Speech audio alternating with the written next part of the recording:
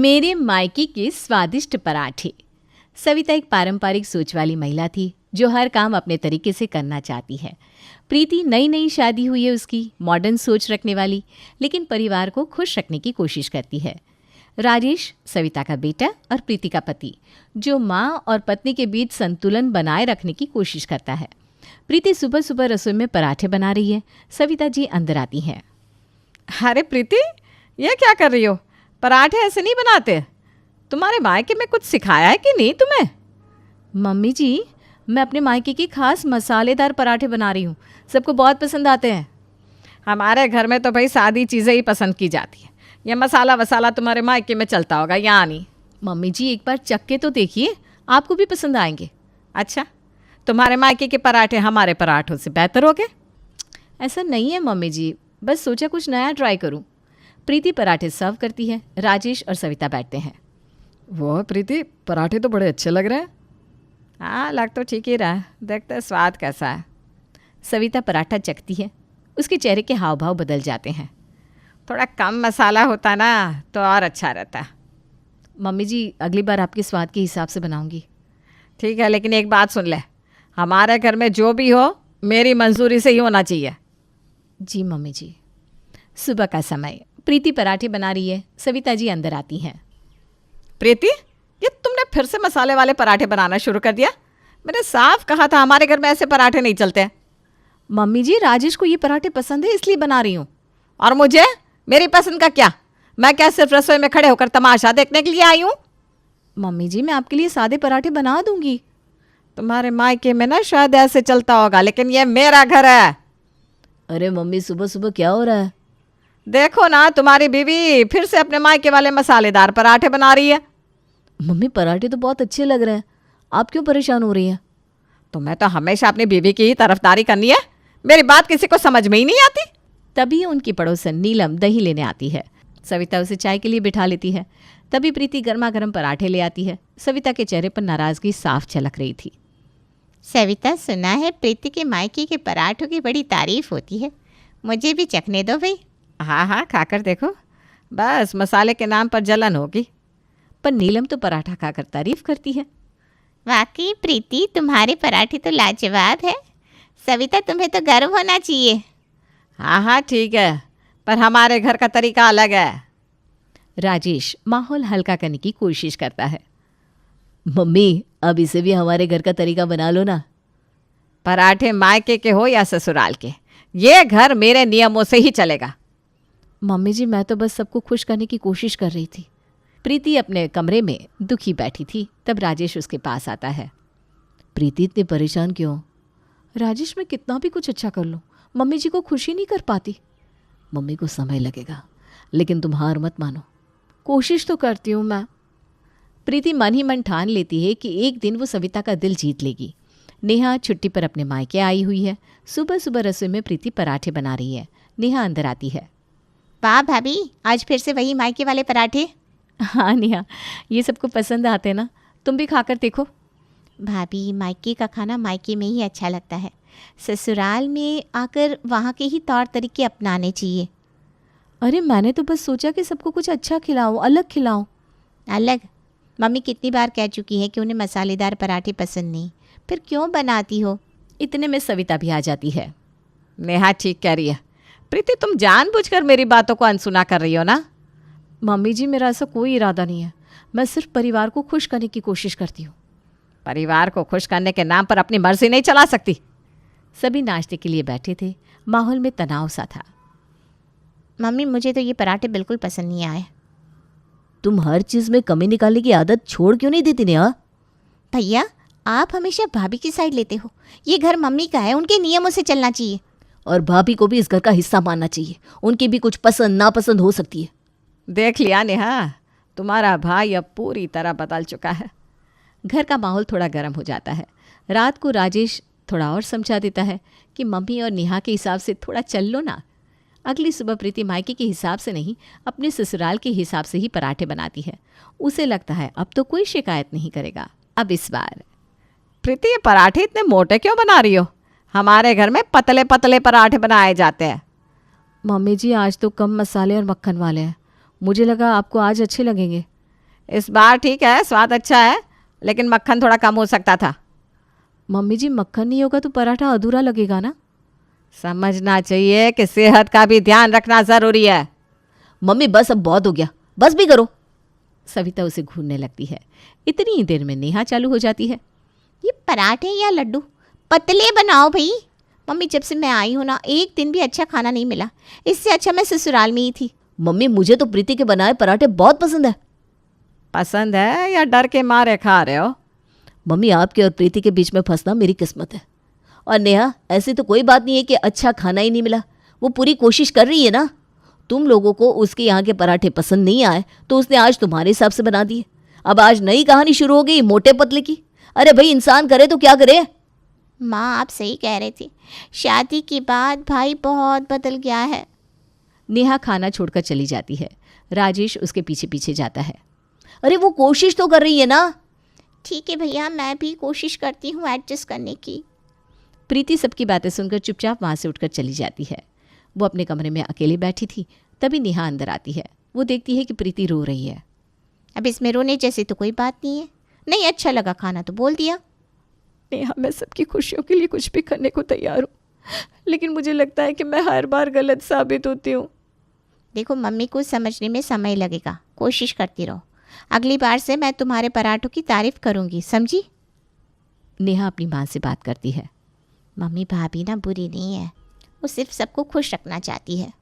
अच्छा, हो सकता है नेहा कि मैं ही उसे समझने में गलती कर रही हूँ। हाँ मम्मी, आप थोड़ा ना अपने विचार बदल लीजिए। सविता मुस्कुराती है और सोचती है प्रीति को एक और मौका देना चाहिए। उधर प्रीति भी यही सोच रही थी कि वो और कोशिश करेगी। अगली सुबह वो सोच लेती है कि आज कोई गलती नहीं होगी। वो अपने घर से आया हुआ अचार भी निकाल लेती है और सोचती है कि घर के बने हुए अचार के साथ जब वो गर्मा गर्म पराठे खिलाएगी तो सब खुश हो जाएंगे। प्रीति पराठे बना रही है, सास उसकी मदद करने आई है, लेकिन हल्की नोक झोंक माहौल बदल देती है। प्रीति, पराठे कैसे बना रही हो?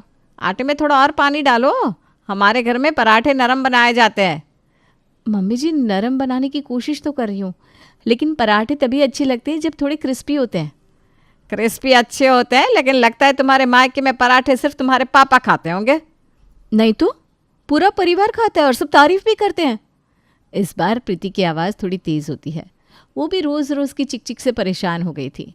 राजेश, प्रीति का पति, पास से गुजरता है और बातचीत सुनकर रुक जाता है। क्या हुआ? मम्मी और प्रीति में फिर से मायके के पराठे बनाम ससुराल के पराठे की बहस चल रही है। और नहीं तो क्या, तुम्हारी मम्मी को मेरे हाथ के पराठे पसंद ही नहीं आते, चाहे मैं कुछ भी करने की कोशिश कर लूँ। और ये तुम्हारी पत्नी है जिसे ससुराल के रीति रिवाज समझने में दिलचस्पी नहीं है। अरे पराठा तो पराठा है मम्मी, आप खा लो ना। और प्रीति थोड़ा मम्मी की पसंद का ध्यान रखा करो। तो अब मैं सबकी पसंद का ध्यान रखूं और मेरी पसंद? मैं हर समय बिना स्वाद के पराठे खाऊं? सोचा किसी ने? कभी तुमने भी सोचा कि मेरी पत्नी क्या खा रही है? प्रीति गुस्से में खाना बनाना छोड़कर कमरे में चली जाती है। इसके मायके में होता होगा ये सब। राजेश इसको समझा दे, यहाँ ये सब नहीं चलेगा। राजेश उसे मनाने जाता है। तुम्हें मम्मी की हर बात सही लगती है, कभी मेरी तरफदारी नहीं करते, और इसमें मायके को बीच में लाने की क्या ज़रूरत है? प्रीति, मम्मी की उम्र हो गई है, वो जो कहती है उनकी आदत है। तुम क्यों उनकी बातों को इतना दिल पर लेती हो? बात दिल पर तभी लगती है जब तुम बीच में मुझसे ज़्यादा उनकी तरफ हो जाते हो। अच्छा बाबा माफ़ कर दो, कल से तुम्हारे मायके वाले पराठे ही बनेंगे बस। सच में? हाँ, लेकिन तुम्हें भी मम्मी की पसंद के पराठे कभी कभी बनाने होंगे। प्रीति ने पराठे बनाए हैं, पूरा परिवार नाश्ते के लिए बैठा है। ससुर जी श्याम बाबू पराठा खाते ही तारीफ करना शुरू कर देते हैं। सास थोड़ी नाराज़ हो जाती है। वाकई प्रीति, तुम्हारे बनाए पराठों का तो कोई जवाब नहीं। मक्खन और स्वाद का तो परफेक्ट मेल है। धन्यवाद पापा जी, आज आपके लिए मैंने अपने मायके की स्टाइल के पराठे बनाए हैं। अरे मायके का स्टाइल हो या यहाँ का, तुम्हारे हाथ में जादू है भाई। जादू पराठों में है या मक्खन में? मक्खन तो मैंने भी लगाया है। अरे भाग्यवान, तुमने मक्खन लगाया होगा, लेकिन स्वाद तो प्रीति के हाथों का है। हाँ हाँ, अब तो बहू ही सब कुछ है, हमारी तो कोई अहमियत ही नहीं रही। अरे मम्मी जी ऐसा नहीं है, मैंने तो बस। अरे रहने दो, तुम्हें तो सिर्फ अपनी तारीफ सुननी है, सारा दिन मायके का नाम लेकर घूमती रहती हो। मम्मी क्या हुआ, सुबह सुबह क्यों गुस्सा कर रही हो? बेटा तुम्हें समझ में नहीं आएगा, जब से बहू आई है सारा ध्यान उसी पर है ना। लेकिन माहौल अब थोड़ा गंभीर हो जाता है। शाम का समय सास और बहू का आमना सामना होता है। मम्मी जी, क्या मैं आपसे कुछ पूछ सकती हूँ? बोलो, क्या पूछना है? क्या आपको सच में ऐसा लगता है कि मैं आपका सम्मान नहीं करती? नहीं, ऐसा नहीं है, बस मुझे लगता है कि तुम्हारे पापा जी तुम्हें कुछ ज़्यादा ही पसंद करते हैं। मम्मी जी, वो मजाक कर रहे थे।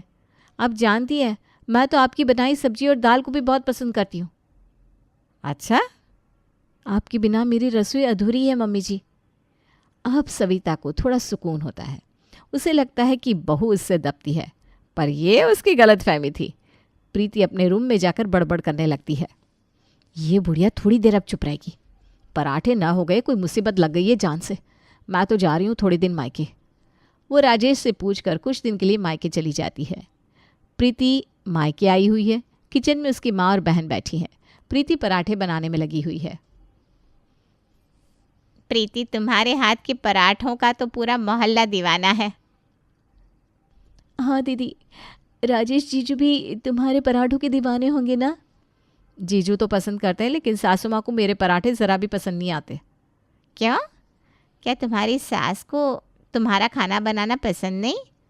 मम्मी, उन्हें सब चीज़ें अपने तरीके से चाहिए। मेरे मायके के पराठे तो जैसे गुनाह हो गए। प्रीति, सुनीता और रीना पराठों का आनंद ले रहे हैं। तभी सविता का फ़ोन आता है। प्रीति तुम मायके में हो और वहाँ मस्त हो रही हो, घर के कामकाज का क्या होगा? मम्मी जी, मैं कल सुबह लौट आऊँगी, सब संभाल लूँगी। मायके के पराठे खा खा कर तुम वहाँ खुश रह सकती हो, लेकिन यहाँ तुम्हें जिम्मेदारियाँ निभानी चाहिए, इतनी समझ नहीं है? प्रीति फ़ोन रख देती है। वो दुखी हो जाती है। बुढ़िया को यहाँ भी चैन नहीं है, जीने नहीं देगी मुझे। बेटा, ये सब तो हर बहू के साथ होता है, लेकिन तुम्हें धैर्य रखना होगा। सच कहूं, ससुराल में एडजस्ट करना इतना आसान नहीं है। तभी राजेश प्रीति को फ़ोन करता है। प्रीति, तुम ठीक तो हो ना? हाँ, बस मम्मी और रीना से बात कर रही थी। मम्मी की बातों को दिल पर मत लो। वो थोड़ी सख्त है, लेकिन तुम्हें पसंद भी करती है। पता नहीं, बस तुम मुझे ऐसे ही पागल बनाते रहना और अपना काम निकालते रहना। वो फ़ोन पटक देती है। फ़ोन पर राजेश का टेक्स्ट आता है। तुम्हारे हाथ के पराठे मिस कर रहा हूँ। प्रीति मुस्कुरा देती है। प्रीति और रीना जब किचन में बातें कर रही हैं, दीदी अगर कोई मुझसे ऐसे बात करे तो मैं तो सीधा जवाब ही दे दूँ। रीना, हर रिश्ता समझदारी और धैर्य से चलता है, लड़ाई से कुछ नहीं मिलता।